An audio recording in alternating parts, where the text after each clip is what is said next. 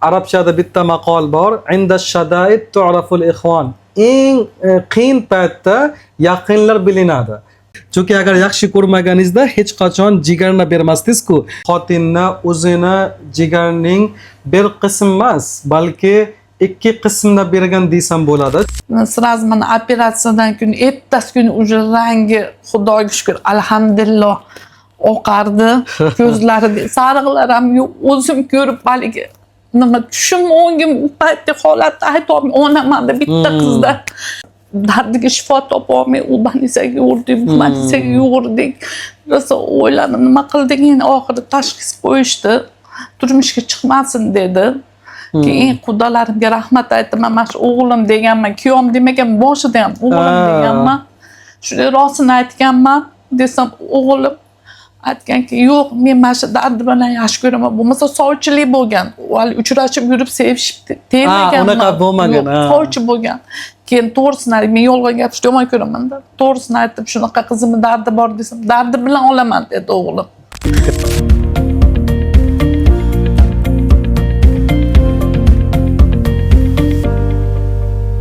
Assalomu alaykum, hurmatli janoblar. Men Mahbub Afzal Healthcare firmasi rahbari bo'lib ishlayman. Bugun biz bilan yaqinda Andijon shahridan Zahiruddin Muhammad Boburning tug'ilgan joyidan o'zi Muxlisa Ahmedova tashrif bergandilar. Bular Hindistonga jigarni ko'chirib o'tkazish uchun og'ir holatda kelgandilar va bularning hayotni saqlashga sababchi bo'lgan qahramon desam mubolag'a bo'lmaydi. Bularning turmush o'rtoq mana Aziz Ahmedov bo'ladilar.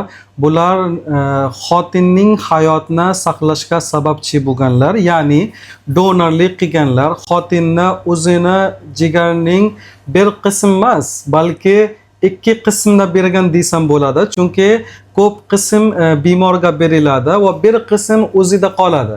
Ya'ni 65% dan 70% atrofda razmerga qarab bemorga beriladi va keyin donorda bir qism 30-35% qoladi. Shu yashash uchun yetarli bo'ladi va jigarda yaxshi tomon, jigar o'sadigan organ o'sib joyiga qaytib tiklanadi. Xudoga shukr, mana qarang, bu bunaqa jasoratli ish. Endi bunaqa paytda har xil vaziyat bo'ladi. Endi hamma unaqa emas. Ba'zilar bunaqa paytda o'zini baribir rafiqani yoki nima deymiz, baribir shu juftku baribir, juftni ham baribir alohida bo'lib ketadi yoki uzoqlashib ketadi yoki nimadir bahona qilib qochib ketadi. Chunki baribir ertaga so'rash mumkin, donorlik qilishga to'g'ri kelib qoladi. Bunaqa holat Xudoga shukr bularda bo'lmadi. Chunki haqiqiy juft bular, bir-birini juda ham yaxshi ko'radilar, sevadilar va farzandlar bor. Farzand uchun baribir ona baharda baribir farzand bu juda ham oila muqaddas deyiladi-ku, oilani saqlash uchun bunaqa katta jasoratli ish qilganlar, bo'lib, xo'jayin bo'lib, o'zini rafiqa sening hayotni saqlashga sababchi bo'lganlar. Do'yincha biz donorlik qilgan Aziz aka baribir oilada shunaqa tashvish tushganda, boshga tushganda qanday nima qildilar, to'liq hikoyani albatta biz eshitmoqchimiz. Marhamat. Men Ahmedov Azizbek, Ahmedov Muxlisaning turmush o'rtog'iman, eriman. Xo'p, biz bu kasalni o'tgan yil 2025-yil yanvar oyida bilganmiz. Bizga autoimmun deb tashxis qo'yishgan. U jigarda o'zini o'zi yeydigan shunaqa kasallik ekan, kamdan kam uchraydigan holat. Biz uni davolaganmiz. Mana 1 yildan beri davolab keldik, to'g'risi davosi bo'lmadi. Borgan sari qichishlar ko'paydi, uxlash qiyin bo'ldi. Keyin oxiri eshitdi, shu Hindistonda jigar operatsiyasi endi oxirgi chanslardan bittasi ekan.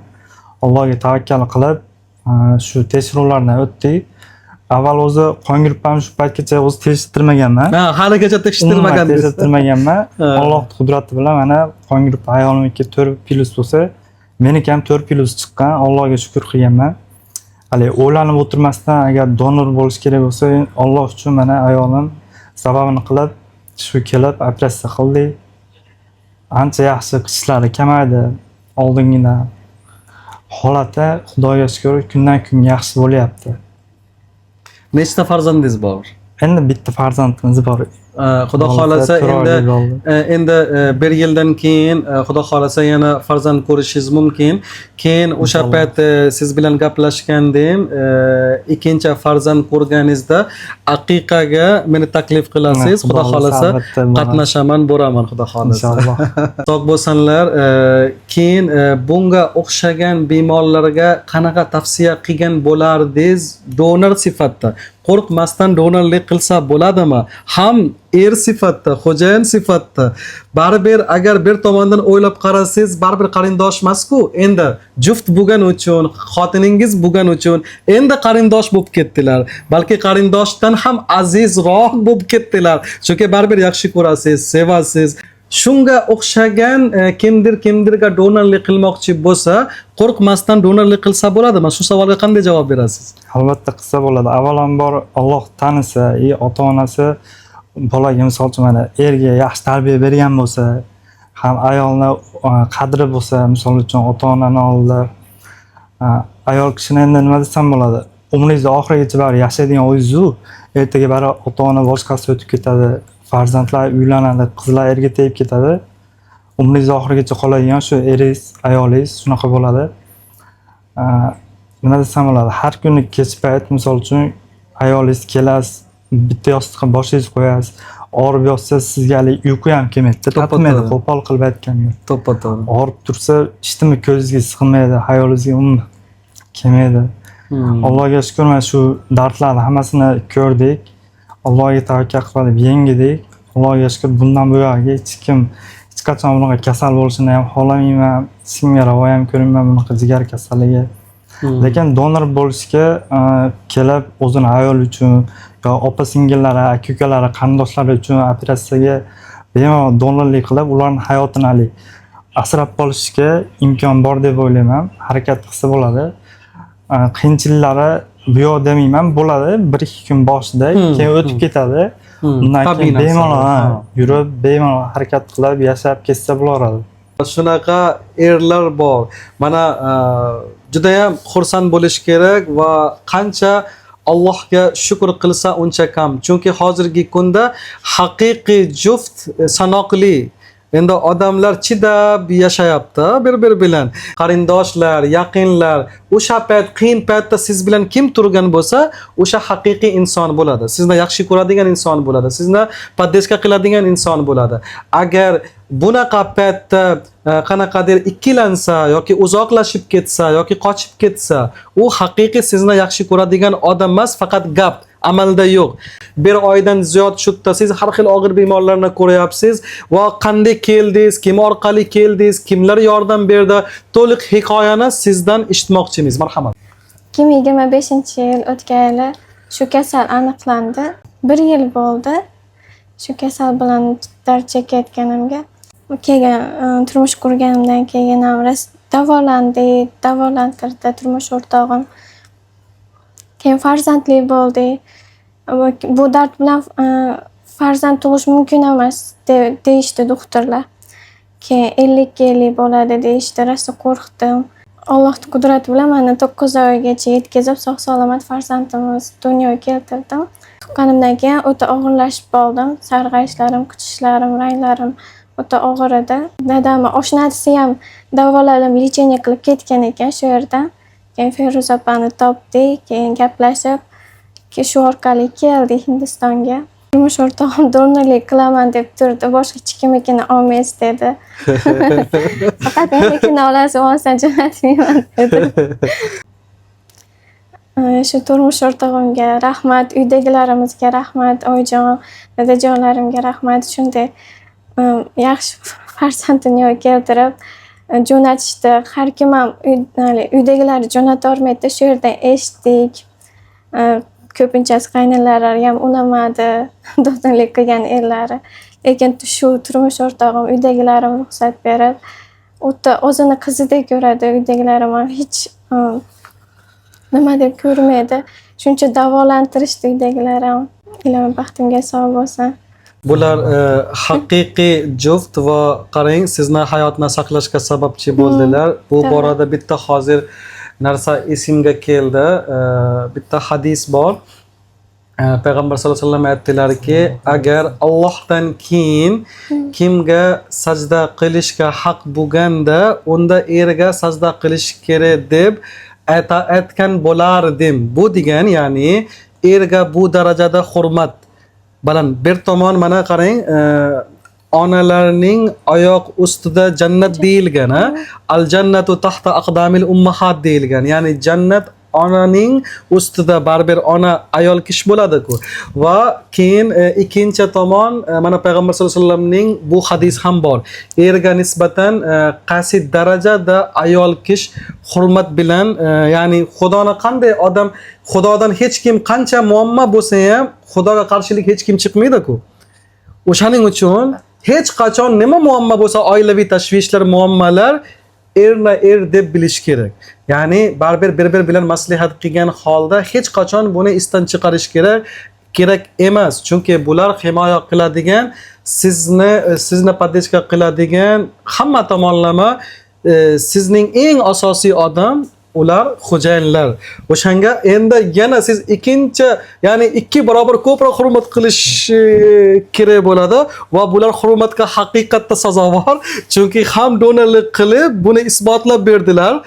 Haqiqiy juft shunaqa bo'ladi. Endi Ra'no opa, Muxlisa Ahmedova opalarning onalari bo'ladilar. Bular ba'zi ko'rmagan narsa bular ko'rganlar. Chunki bular operatsiyaga kirib ketganlar va ona sifatida baribir ko'p narsa ona biladilar, farzandlar bilmaydilar. Endi bular ham baribir ona, lekin hali hayot tajriba u darajada emas. Bularda hayot tajribada qanaqa nima to'liq baribir shuncha bersiz xursand bo'lamiz. Farzandingizda qanaqa nima va mana kuyov bola yonida o'tiribdilar. Va qanaqa taassurotda siz? Marhamat. Assalomu alaykum, yaxshimisizlar? Men mash qizim, o'zi bitta qizim bor, bitta o'g'lim bor. Muxlisa qiz, mash qiz. 1,5 yildan beri shu qizni kasali bilan olishamiz. Endi u paytdagi holatni men tushuntirib bera olmayman hozirda. Juda hali mash qiz dardi bilan olaman dedi. Men hech qachon tashlab ketmayman dedi. Berdim, Xudoga shukr, mana to'ylar qildi, chiroyli qilib, keyin ashiq borgan sari уже nimaga minusga ketaverdi. Ko'zlari sarib, qanaqadir zolotistый rang bo'lib ketdi-da, sarg'ayib. Bular aytib o'tdilar, farzand ko'rish mumkin emas edi, farzand ko'rdilar. Keyin yana kuchayib ketdi bu kasallik. Kuchayib ketdi. Keyin homilador bo'ldi. Homiladordan voz keching dedi. Qizim unamadi. Oxirigacha olib boraman. 7 oylikda tug'diramiz dedik. Unda ham ko'nmadi. Oxirigacha uni men ayta olmadim, lekin u gapni men ayta olmadim. Boladan voz kech, 7 oylik tug'd deb gapira olmadim. Undan keyin yo'q, 9 oygacha kurashdik. Oxiri Xudoga shukr, Allohning o'zi rahmi keldi. Soppa-sog' farzandi mana kesivra bo'lib ham mana soppa-sog' bariga bosib olib chiqdik. Mana 1,5 yildan beri mana shu qiz bilan olishaman. Mana shu endi oxiri tavakkal qilib mana shu firmani, Afzal firmasini topdik.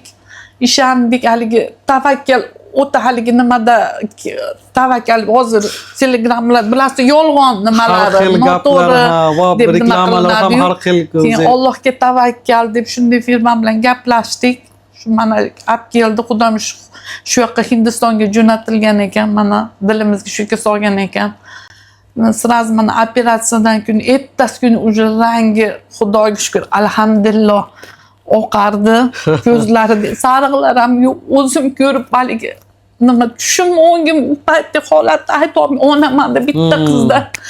Onaman o'ylanib yig'lab, 1,5 yildan beri o'zim bilmayman, hali yegan ichgan yurgan yo'llarim ham qanday yurgan men bilmayman. Nima bo'larkin dedim-da. Keyin shunaqa qilib, yo'q Xudoga shukr, o'g'lim shunday donor bo'ladi dedi. Sразу aytdi, men bo'laman dedi. O'ylanib ham turmadi. Hali birinchi men o'zim bo'lsammikin desam, ikkilanish mumkin edi, lekin unaqa holat ham men turganda siz bo'lmaysiz ona dedi, aya dedi. Men o'zim bo'laman dedi. Xudolarim ham ruxsat berdi, Xudoga shukr. Allohdan shunday mo'jiza qilib mana Allohga shukr. Ikkosi ham mana bag'rimda, yaxshi Xudoga shukr. Dilimizga solgan ekan shu yerga shu firmani haqiqatda haligi reklama emas bu firma. Haqiqatda mo'jiza bo'lib mana yordam qo'lidan kelgancha yordam qilib berishdi. Cho'ling, bolalaringiz orzu havasini ko'ring. İşleringiz hamisha rivojini, barakasini bersin. Rahmat.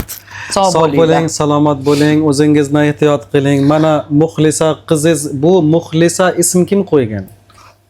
Kim qo'ygan? Muxlisani o'zimiz qo'yganmiz. Dadasi qo'ydi. Shunaqa Qur'onda kitobda boshida yozilgan Muxlisa deb.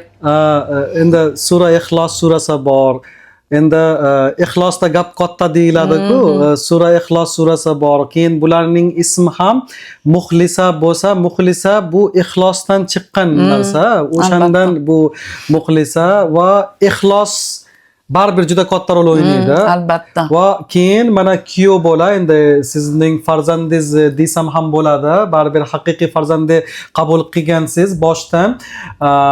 Bularning ismlar Muxlisa bo'lsa, ya'ni ixlos qilib kelgan bo'lsangiz va keyin balki ixlos qilib baribir bularga ham bergansiz, Allohga tavakkal qilib, bularning ismlari ham aziz. Haqiqatda bular aziz bo'lganlar siz uchun. Va bitta hadis bor, payg'ambar sollallohu alayhi vasallam aytdilar, al-ism yu'assir ala shaxsiyatil inson. Ya'ni ism borku, ot insonning shaxsiyatga ta'sir qiladi. Keyinchalik hayotga juda katta rol o'ynaydi bu ismlar. O'shaning uchun ismni o'ylab qo'yish kerak. Chunki keyingi hayotda juda katta buning ta'siri bo'lar ekan. Juda zo'r ismlar qo'ygansiz. Endi hozir ismga tushganda buni ham aytib o'tay dedim. Har doim bularga va sizga sog'lik, salomatlik tilayman.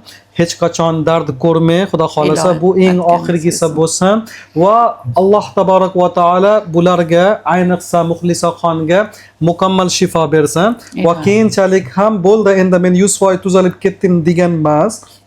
Doimiy ravishda doktor aytgan narsani qilib turish kerak. Chunki yangi qo'yilgan jigar yana atkaz bermaslik uchun doktorning tavsiyalari juda ham muhim. Go'zal oila, baxtli bo'lib yuring, Xudo xolasa. Ularni Alloh o'zi dilini isitib qo'ygan tepadan ular. Shunaqa. Alloh o'zi isitib qo'ygan. Shunaqa. Sog' bo'lsinlar. Rahmat, tinchliklar.